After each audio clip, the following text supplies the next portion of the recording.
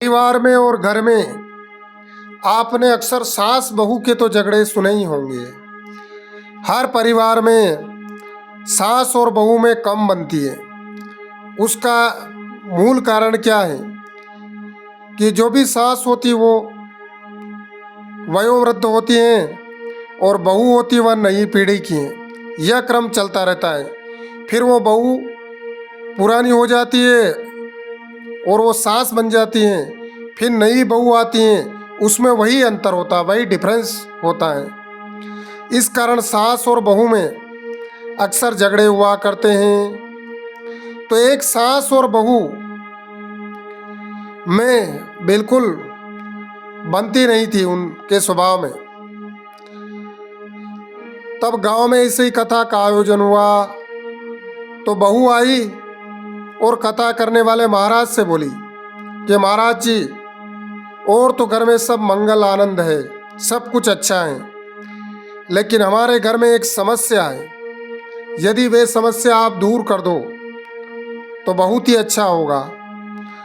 तो कथावाचक जी ने कहा महाराज जी ने कि क्या समस्या है कि साहब मेरी सासू जी से अच्छी नहीं बनती है।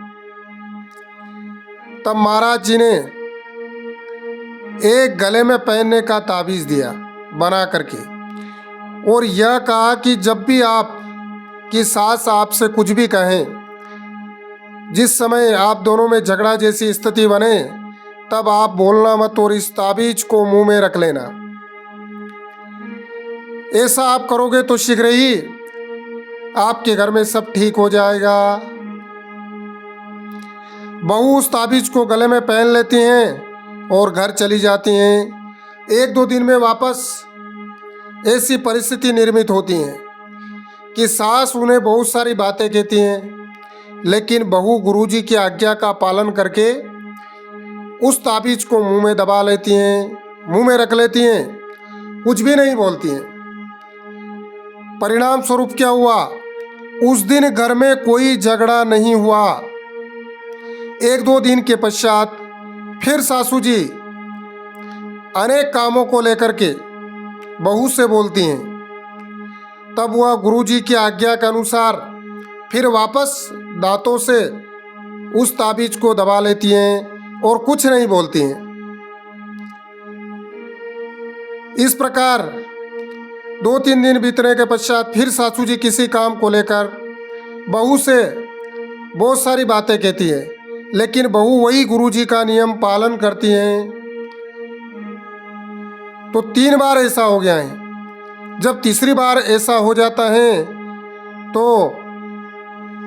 सासू जी के मन में ग्लानि उत्पन्न होती है कि देखो, मैं बहू से इतनी सारी बातें कह रही हूँ, लेकिन बहू एक भी शब्द नहीं बोल रही है। तो इस प्रकार कुछ दिनों के पश्चात यह समस्या हल हो जाती है। तब गुरुजी के पास जाती बहू कि महाराज जी, आपने बहुत अच्छा ताबीज बनाया है, जिससे हमारे घर में सुख शांति हो गई। तो गुरुजी कहते हैं कि मैंने कुछ भी ताबीज नहीं बनाया है। इस ताबीज के बहाने आप बोलती नहीं थी। तो जितनी भी लड़ाइयाँ होती हैं जुबान से होती हैं। यदि हम हमारी जुबान को जिस समय सामने वाला पक्ष क्रोध कर रहा है, उस समय यदि हम रोक लें तो क्रोध से बच सकते हैं। क्रोध बड़ा भयानक होता है और क्रोध के पश्चात पश्चाताप ही मिलता है। इसलिए सदैव क्रोध से बचने के लिए हमें अपनी जुबान को थोड़ी देर के लिए रोकना चाहिए।